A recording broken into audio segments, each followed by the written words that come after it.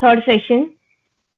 Our motto is dauntless enterprising. So I'm very pleased to welcome Mr. Vivek Srinivasan for our special event today, who won't let you throw your ideas in the trash and will mentor you to execute it.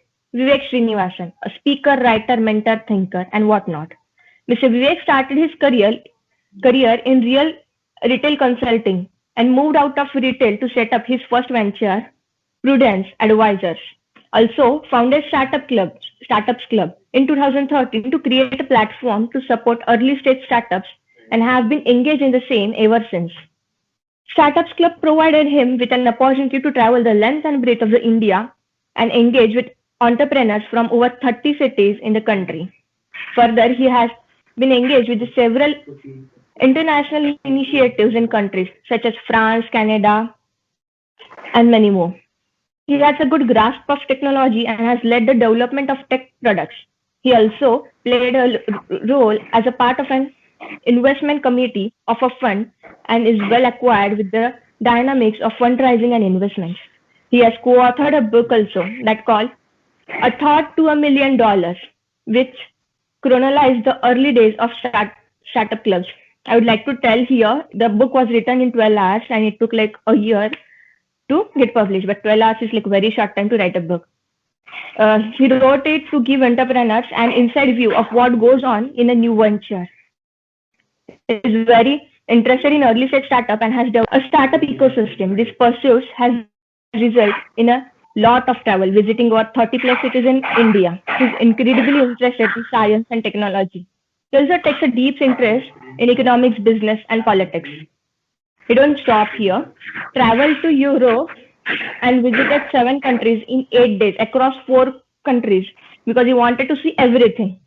Turns out to be Mr. Vivek needed a vacation after that vacation. Those 7 days were work, complete work. Also, he had to book only 2 nights in a hotel and was traveling most nights. That's the dedication towards his work, and that is simply amazing.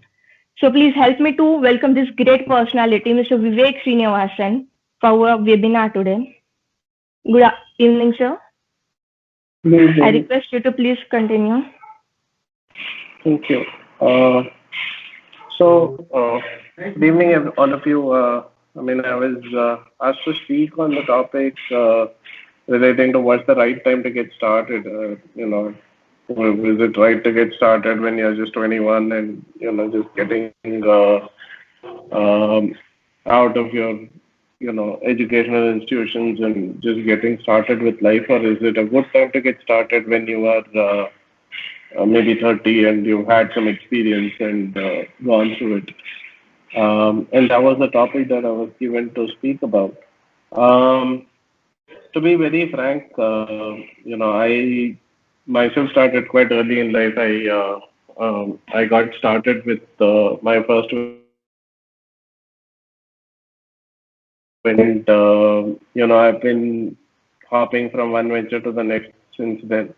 And the journey of my life. I had one job to begin with, and then after that, I never held on to another one. I always have been running a venture or the other.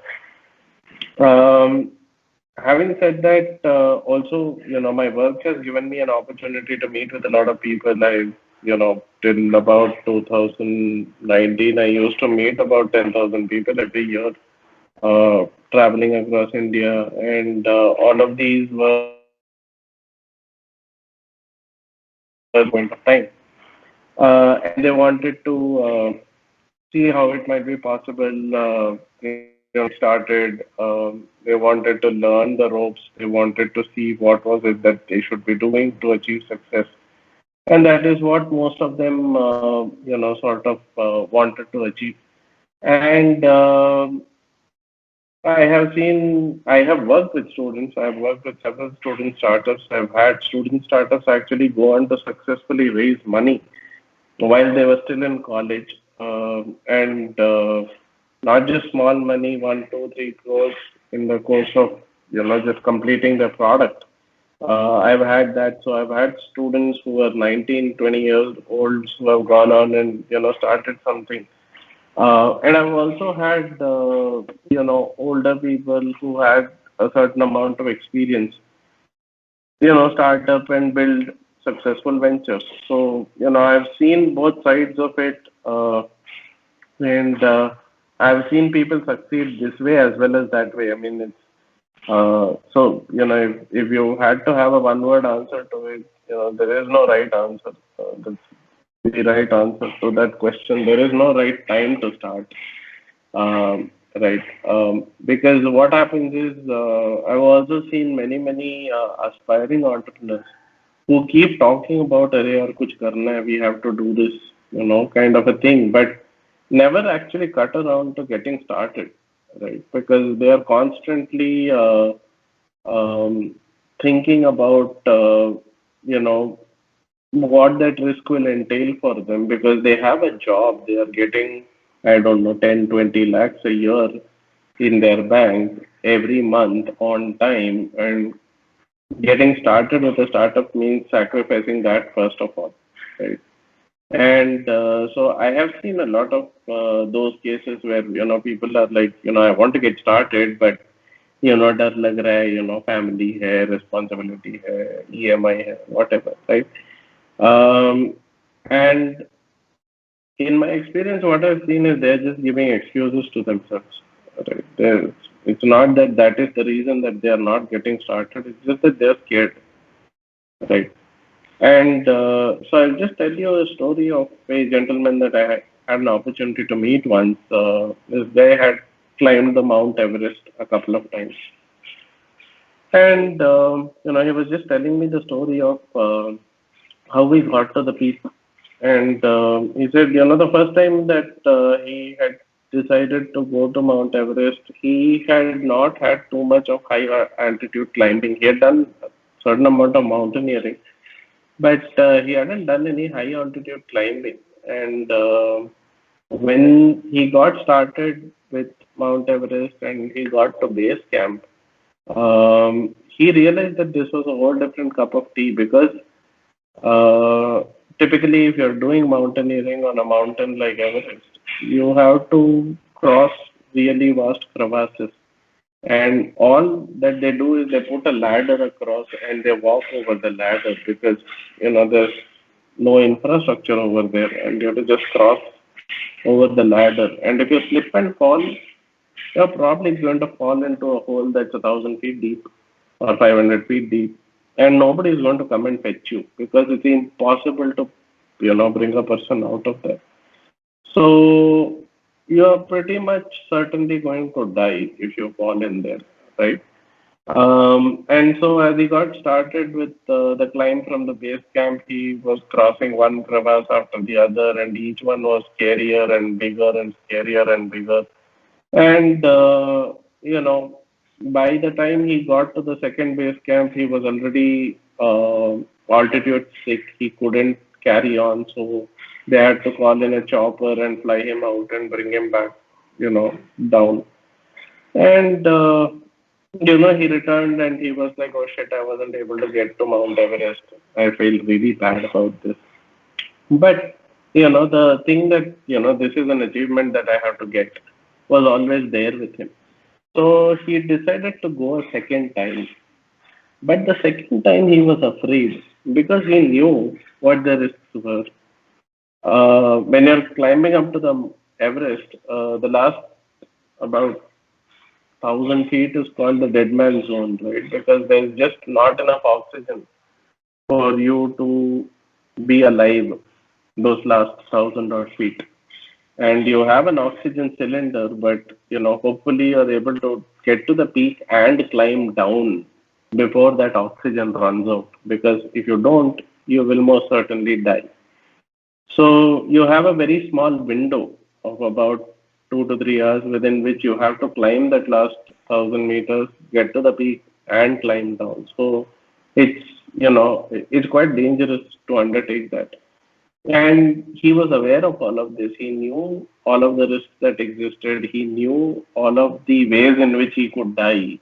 And he was undertaking this climb the second time. And this time he wasn't so excited. This time he wasn't, really looking forward as much as he was the first time. And, nevertheless, he wasn't able to finish the climb. He had to leave on the third camp, and he returned, and he actually went a subsequent time, the third time, which is when he actually peaked Everest and returned safely. So what he told me was, when you are ignorant, when you don't even know what dangers lie ahead of you, it's very easy to take the leap of faith. It's very easy to risk it and see what happens. But once you are aware of the dangers that lie ahead of you, your willingness to risk it, your willingness to take that leap of faith starts to come down considerably, right? And that is what I have seen in the case of most people, right? I mean, the younger they are, the more likely it is that they will start up. And the older they get, the more unlikely it becomes that they will start up because, the odds are that there is going to be some responsibility. There's going to be something, you've seen how the world works, how it can turn on a dime, and you know how you could be jobless because of COVID, right? So you know what the dangers are, you know what difficulties lie ahead, and your willingness to struggle through those difficulties, come out the other side, is very, very limited at that point. So, what I have often noticed is the later a person decides to start a startup, the more unlikely it becomes that they will start a startup because, every single day that they live in the real world, outside of the confines of a safe college and, that life, the more aware they become of what the difficulties are, what the dangers are, what the real problems of running an enterprise are, even if you're working in one. So the more they go through that, the more unlikely it becomes that they will probably quit and start something unless they play a very key or pivotal role within that organization, right? If you're somebody junior in an organization, the odds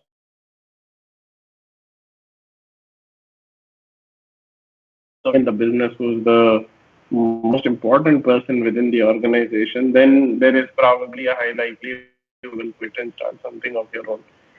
So, from experience, what I've seen is it's just if you look at entrepreneurship, like a mathematical equation, there are too many variables and there are just so many variables that you just cannot know, right? The younger you are, the more unaware you are of the things you don't know. So you will take the plunge and you will do it, right? Even if people say this is stupid, you will do it because you don't know how stupid it is. But the more aware you become, the more exposed you get, you become that much more aware of the stupidity that you're engaging in. And the more aware you become, the more unwilling you become of taking that leap, right? And in many ways, uh, to overcome obstacles, to do something differently, to do something that has not been done before, requires a certain amount of stupidity, right? It is because you don't know that somebody failed doing this that you will attempt it at all. Because if I told you, look, this guy tried 300 times and he's failed all 300 times, you're going to probably get circumspect. You're going to be probably not willing to take that leap anymore. You're not going to be willing to risk it anymore. Whereas if you don't know that somebody tried 300 times and failed, you would probably think, hey, I'm going to do it, right? And think about it. That's how Microsoft got started. That's how Facebook got started. These were all companies that started out of a dorm room, and these guys didn't know that it was something that somebody had tried and failed at. They just did it, right? And because they just did it, they succeeded. If they had gone and read up about it and found out all the literature about everybody who had failed, they probably would not have done it. Right. And so what happens is you need to have a certain brand of stupidity built in you in order to succeed as an entrepreneur because you need to be willing to take that risk. And for some people, that comes later in life. For some people, that comes early in life. So, in very, very true sense, it's not really something that is set in stone, right? There's no right age to do this. It's just, I mean, if I was to ask you what is the right age to get married, right? I mean, some people get married when they're just 18. Some people get married when they're 40. I mean, there's no right age. Right? You do it when you want to do it. And the same applies with entrepreneurship. You have to do it when you feel it, when you're willing to take that risk, when you are willing to go down that path, when you are, mindful of the fact that this is something that is going to take you into the unknown, but you are willing to see that unknown and come through it, right? That is what is important so far as entrepreneurship is concerned. And as individuals, you guys have to be able to look within yourself. And look, entrepreneurship is not for everyone, right? Not everybody is going to be an entrepreneur. Not everybody is probably fit to be an entrepreneur because it requires a lot of it requires an ability to deal with a lot of stress, right? Um, let's say if you're working at a company on the first of the month, you will receive a salary of, let's say, 75,000 rupees. Um, in entrepreneurship, there's no guarantee that that money is going to arrive on the first, but there's also the possibility that I might get a project on the second and I might get 2 lakhs, right? So, how many of you are willing to live with that uncertainty? Struggle in that uncertainty, survive through it. That is what entrepreneurship is about, right? At least at the early stages, it's very much like that, right? Once you build up a business, once you build up a pipeline, then it becomes a lot more predictable, to deal with. But before that, it is not so predictable. It is much harder to deal with entrepreneurship before that, right? And you have to have the capability to push through that, to persevere through that, to live through that. And there is no right age for that, right? For some people, they're able to push through that when they are younger. But for some people, they need a little bit more maturity before they are able to have the strength to handle those kind of situations, to survive through those kind of situations. So it is a very individual choice, this entrepreneurship. And again, when you think entrepreneurship, you think startups. But the chai wala that is selling chai at the end of the road, he is also an entrepreneur, right? Um, just give me 1 second. I'll be back.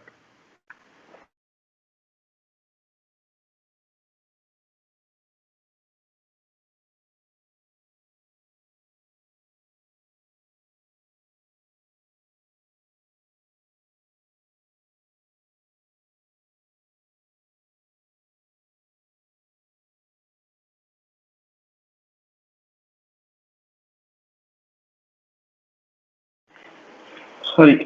So, while you look at somebody like a Dhirubhai Ambani or a Mukesh Ambani, he's an entrepreneur. But the guy who is selling tea by the roadside is also equally an entrepreneur. He is taking risk.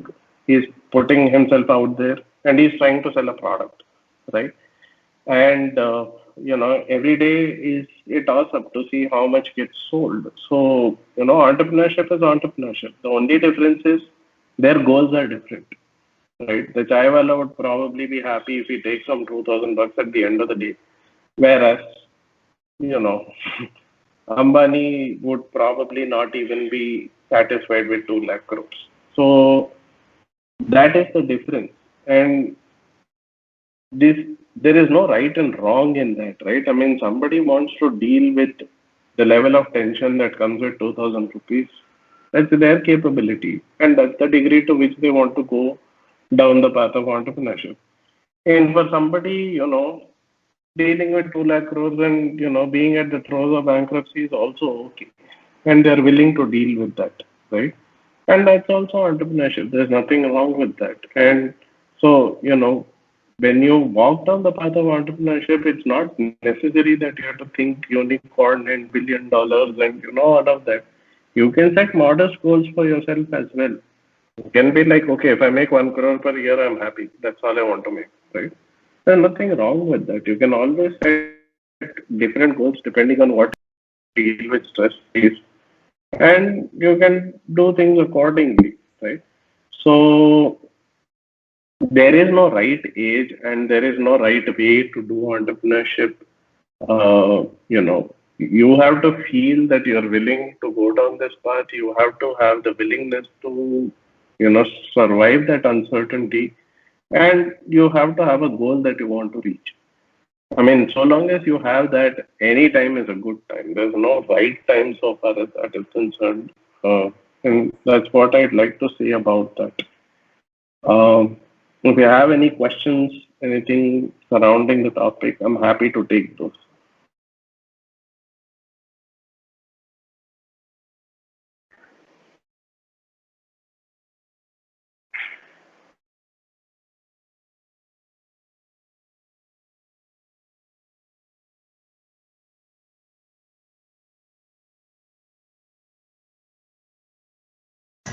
Uh, Good evening, sir. We do have a question here. Sure. Uh, yeah, so being 21, you don't have much experience in identifying opportunities. So they're asking, how to, increase your capability to get a better sense of what is a good opportunity and what is not. Okay. So, you know, the whole purpose of entrepreneurship is to find a problem and solve it, right? People pay you money when you get rid of their problems. It's as simple as that. So you need to find a problem and you need to solve that problem. And that's what entrepreneurship is all about. Now, when it comes to being able to identify those problems, you need to know what problems you are looking for, and you need to be able to identify those. Now, a lot of that comes back to exposure, right? So, for example, B2B businesses would not be founded by anybody who is 21 years old, right? And the reason for that is you need to be in the business to understand the problem that a business faces. You can't build a product for a business till you've seen what problems they are facing, right? So if I asked you what is the problem that a cement plant has, you won't have an idea because you won't have probably even seen a cement plant, what it looks like, right? What are you going to identify problems and solve? So a lot of it comes back to your ability to get exposed to problems. But I also know a company that was founded by a 22-year-old, right, who is solving problems for companies like Tata Steel, Larsen and Toubro and the likes, right? And so what happened in their case was they actually went through a process of about 3 years of just identifying what the opportunity was, right? They struggled through that period just to come up with the opportunity to know what the issues are, how to overcome those, how they could use their talents to solve those. And today they have a company that does like $1 million in turnover every year. Right? Phenomenal, and they have not raised money, by the way.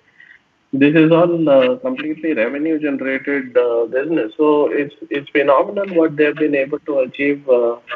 In the course of just about 4 years. So, a lot of problem identification just comes back to observation, and you have to have a keen sense of observation. In the case of B2C, you're observing people and, the daily things that they do, which you can build solutions around. But when it comes to B2B, you need to be able to immerse yourself, and that can happen in the form of an internship, even. You need not necessarily be working in a company for a very long time to identify problems, right? You could undergo an internship of 6 months and you could see things and find things that you need to, or you want to, or you feel the need to solve, right? And a lot of it just comes back to being able to communicate with a lot of people, talk to a lot of people. I can tell you so many people who would have had 20 years of work experience in the industry, but you know, they couldn't identify a problem if it slapped them on their face. Right? So, there are all kinds, and typically entrepreneurs are people who are very perceptive, very sensitive, and are able to identify opportunities when presented to them, right? So that becomes their starting point. And so you have to see what is a problem that is so pressing that somebody will be willing to pay you if you solve it, right? When it comes to startup opportunities, they come in two varieties. They're either a painkiller or a vitamin, right? How many of you have gone and bought a vitamin by your own volition, Like, अरे यार आज तो मेरे को vitamin खरीद के लाना है. No, but I'm sure all of you would have gone to a pharmacy and said मेरे को आज Saridon चाहिए because I'm having a headache, right? So if there is a pain and you have a solution, people will come looking for it and buy it from you, right? So find the pain, your business will build itself. So one more question, sir. So when do we drop everything? Drop all things and say today I am ready. I have enough exposure. My idea is good. How does one evaluate oneself? One can become so obsessed with one's idea. That this is the perfect thing. So how do we see the ground truth for what it is? The day you decide you're willing to suffer is the day that you can go down that path, because the truth be told, there's no day when you will really know for sure that if I start this day I will 100% be successful. There's never going to be such a day, right? The honest truth is, look, every startup is going out there and validating stuff. So first you find a problem, then you ask 20 people, hey, do you think this is a problem? Right? मेरे को लगता है problem है, but if others don't think it's a problem, then you don't have a business, right? You take e-commerce as an example. Now, I will bring you your goods to your house is e-commerce, right? यार 50 रुपया delivery के लिए दोगे, कोई नहीं देने को तैयार. Do you have a business really? Right? You don't have a business, which is why everybody is running at a loss, right? So ultimately, it comes down to being able to validate a lot of these things, right? And to make sure that people are willing to pay the money to, get that service or solution. So, no matter how much experience you have, no matter what it is, you still will have to go out there and do that hard work and figure out what is right and wrong, right? And you will have to pivot, you will have to iterate, you'll have to, come up with many versions of what you are thinking and find the right version, right? All of your engineering students, right? Yeah. So if you take an algebra problem, some of them are solved by rationalization, some of them are solved by reduction, right? If you take a reduction problem and try to rationalize it, you won't be able to find a solution. The real life is also like that. There is a solution to every problem. You have to find the right solution, right? Just because you came up with an idea, that will not necessarily be the right solution, right? So you need to find the right way to do something. And just because you sat up in the night and thought about an idea, it's not necessary that that solution is right. So find the problem, right? Focus on the problem, marry the problem. You might have to keep changing the solution. Change it. Find the right way. So we do have one more question. So what if my solution will create problems for other people? My startup is disruptive for others. So earlier farming was done by humans, now we use tractors. So someone who introduced tractors actually put someone out of labor, right? So this person's question is, what is this an ethical standpoint for me? Is it an ethical standoff for me? In the 19th century, there were a group of people called Luddites in England. So Luddites, what they were doing was they were going from factory to factory and breaking machines. Okay. And the reason was that they thought that they would lose their jobs, right? At the time, the population of the planet was less than 1 billion, right? And these people were afraid of losing their jobs. Today, we have a population closing in on 8 billion people. And out of that, only 10% are jobless, right? 90% of those people are engaged in something or the other. So, I think it is foolish to believe that, you moving something forward is going to put a bunch of people out of jobs. You'll probably give them better things to do, right?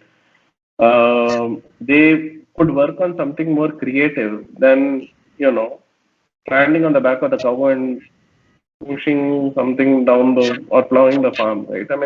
They can do better things than that. So I don't think that is something that anyone needs to be necessarily worried about. It's more about, okay, this happens. What is the next step for humans? I think that's a much more pertinent question for those people to really think about, right? Yes. So there's another question. So should we, do everything solo or sail with a team? Fly solo or sail with a team? Have co-founders or not? So here's the thing, I think, right? In India, because we have this IITG and all the shit exams, right? We tend to get into this belief that we have to compete with everybody. Okay. And what ends up happening is Snapdeal holds a gun on the head of Flipkart, and Flipkart holds a gun on the head of Snapdeal, and Amazon walks away with the whole market. Right? You have to work together. No single person can do everything. Right? None of us are capable enough. None of us are talented enough to pull off everything. And it is important to be able to work together to move things forward. Right? And so, all said and done, it is important to find founders. It is important to build a team. It is important to engage as many people as possible. For that matter, if you come across somebody who is doing the same startup, try and see if you can work together, right? I mean, you can make something bigger together rather than make something where you are constantly beating one another, right? I mean, between Snapdeal and Flipkart, between all the discounts that they gave, they wasted like a shitload of money, right? If they had joined together, neither would have given discounts, both would have made money, right? So always try to work together because the opportunity is huge, right? And I think in many ways, I mean, before business, I think you need to have an understanding of a certain degree of economics, right? Because at the end of the day, money movement, markets, demand and supply, understanding that and understanding how that moves is very, very critical to building businesses that thrive over a long period of time. So having that understanding is extremely important, and you need to understand that, and you need to build accordingly. But always be willing to work with as many people as possible. Always. Right. So another way of putting the same thing is, would you like to have 10% of $1 billion company or 100% of a 2 lakh rupee company? So one more question. So good idea, bad business, or okay idea, great business? Okay idea, great business. I mean, good idea, bad business is not business at all. It's just nonsense. Yes. Right. And path forward for the startup, should someone have take the help of incubator, accelerator, or the mentor, or it's better to avoid such things? So look, when it comes to mentors and things like that, it is like a marriage in the sense that you need to have a synchronization of thought process, right? So meet a lot of people. There's nothing wrong with meeting a lot of people. But so long as your thought processes match, you will move forward. You definitely need to have as much support as possible. Find mentors for sure. Even if you're not getting into business, find a mentor, right? You have to be able to talk to somebody who is unbiased and can give you their inputs, even if it is about your career, right? Going to your parents does not work because they are involved, right? They are biased. They worry about you. But you need a mentor who can tell you, okay, this is the risk. If you want to do it, right? You need somebody like that. So irrespective of whether you're going to pursue uh, entrepreneurship or not, get a mentor. Get somebody who you respect, who equally respects you, and who can, discuss with you. That part is always important, always in life. Thank you, Somebody sir. has put up in the chat, how can I find people with same interest who can join our team? I'm a guy who doesn't have much contacts. I mean, you need to start meeting people, Chaitanya. I mean, there's just no easy way to it because, at the end of the day, if you don't have too many contacts, then you won't even be able to sell. किसको बेचोगे? So, you just need to suck up and start meeting people. Entrepreneurship isn't for the faint-hearted, and you need to start talking to people. I used to be a very, very introverted person. I started a meetup, and 20 people will show up. I had to put my hand out there and say, "Hey, I'm Vivek. What do you do?"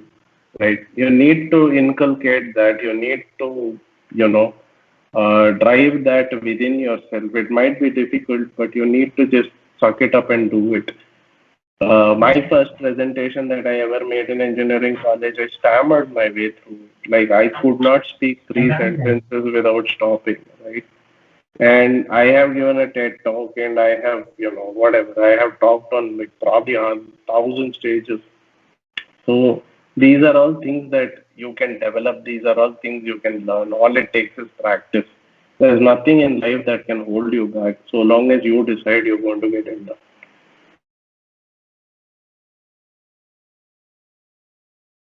Sir, I have a question. As Sure. you started from a retail consulting and then came into entrepreneurship, what were the mistakes you made, and what you avoided, things like what you want us to avoid this? I How that mean, journey went? so I was like the valedictorian of my batch, and I I got like 3 promotions in the first 15 months of my job. So I came from a place where I was very, very egoistic, right? My ego had shot the roof by the time I, got into entrepreneurship. And it was a huge disservice for me because, I thought anything I touch will turn to gold. And then, there was a phase because I started just before the recession in 2008. And at that time, anything I touched turned to shit, right? I mean, so I think it was a good lesson in humility and in understanding, how to gauge things and how to go about things. And I think no matter whether you're successful or not, always be humble because look, the way I like to look at it is if you were the last person alive on this planet, right? Would you be able to do everything? If I asked you to perform a surgery, would you be able to do it? If I asked you to, I don't know, even, repair a car, would you be able to do it? You probably wouldn't be able to, right? So, in the grand scheme of things, if you look at it, the things that we know as a percentage of all the things that we should know is probably like 0.00001% you would know, right? So no matter how much you know, no matter how much success you've seen, no matter what has happened, you have to be always mindful of the fact that you know very, very little, right? And I think so long as you can keep that in your mind, you can remain humble.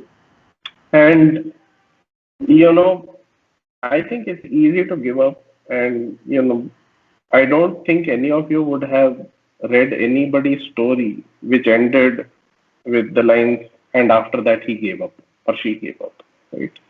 It's always about how they overcame those challenges and how they got to the other side, right? So there's always another side. How much ever difficult the situation seems, how much ever hard it seems, always push through because there's always another side, right? You might have to struggle through that, you might have a difficult time, but there is always another side. So push through, right? Don't let anything cow you down. Don't let anything stop you. I think that is the one thing that I have learned, if not anything. You come across situations where it seems impossible, but impossible is usually only in your head. Right? And the difference between those who achieve and those who don't is those who don't achieve decided that this was impossible. And those who achieved worked to make it possible. That is the only difference. Okay.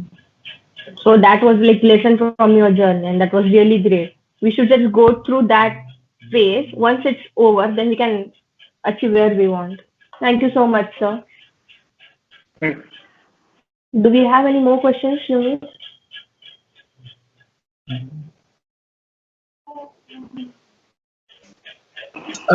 evening, sir. Huh? Yes, sir. Sir, actually, I just have a small question.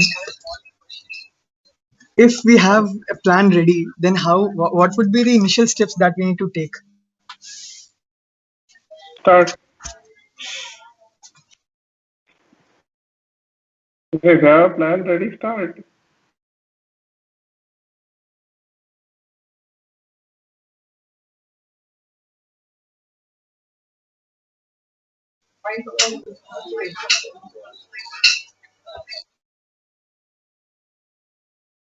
See, people, and Sir, I'm unable to hear you, sir. what I was trying to say is you will find people, you will find your team, those are things that are a process. You have to go through that, build that up, you have to find the right people. But you have to get started first of all, right? If if I'm Mark Zuckerberg and I'm just sitting around saying कि यार मैं Facebook बनाने वाला हूँ, I'm going to build Facebook one day, I'm going to build Facebook one day, I'm going to build Facebook one day, nobody's going to come around. The day I start building it, then 5 people will start showing up on my door saying, hey, this guy seems to be doing something cool, right? So you need to start moving forward, right? You can't be stagnant in one position saying, I wrote a plan, he's 22 sheets of paper. I mean, that 22 sheets of paper counts for nothing, right? Because the moment you start executing, the first thing you'll probably do is tear up those 22 sheets of paper and write a new plan, because the real world will be very different from what assumptions you made. Right? If everybody's assumptions were always going to pan out the way they assumed it, then everybody would be a billionaire today, right? It rarely does. So a plan doesn't amount to anything. It's a mental exercise that you're carrying out and assumptions that you're making. But ultimately, you need to go out there and validate that and see if that works or not. Right? Your plan might say, I will throw a rock up and it will reach space. But when you throw it up, it might fall on your face and you'll have to decide, it doesn't work like this. Right? So that's what building a business is all about. Okay, sir. Thank you. Well,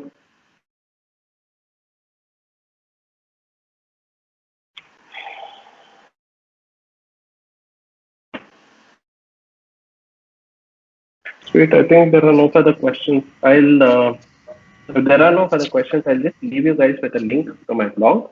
I write a blog every week called Learning by Proxy, and I typically provide some amount of context on what is happening around the world, right? Because each one of those things affects business, affects how you start up, affects what you do. So I will just leave that link in the chat box with you guys so that you guys can check it out whenever you have the time. Sure, sir.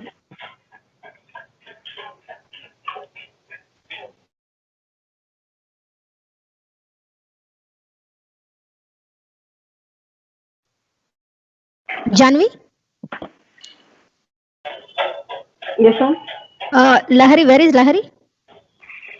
Yes. Sure, sir. We'll Yes, check out your ma'am. link.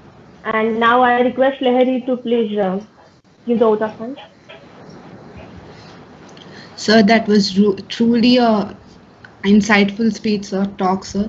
Like you have shedded light on not only one aspect but different aspects of entrepreneurship as a whole. And I feel we have to know all these things before we plan or before we start.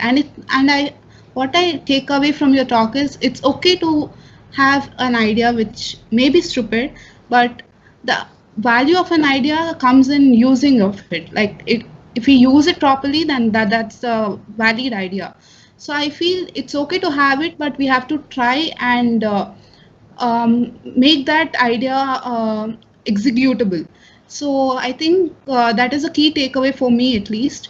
And I, on behalf of Entrepreneurship and Innovation Cell from NIT Andhra Pradesh, would like to thank you, and we are really grateful for you, sir. Like you have accepted our invite in a short period, and you have graced us this occasion and shared your thoughts and insights into different aspects of entrepreneurship. We really thank you, sir. Thank you so much. Thanks for giving me an opportunity to speak at this event. Thank you for having me. Thank you very much, sir. I am Dr. Premalata, Faculty Advisor of Entrepreneurship and Innovation Cell. We are looking forward for long-term association with you, sir. It was great. Look Thank you, forward sir. to it. Look forward to it. Thank you so much.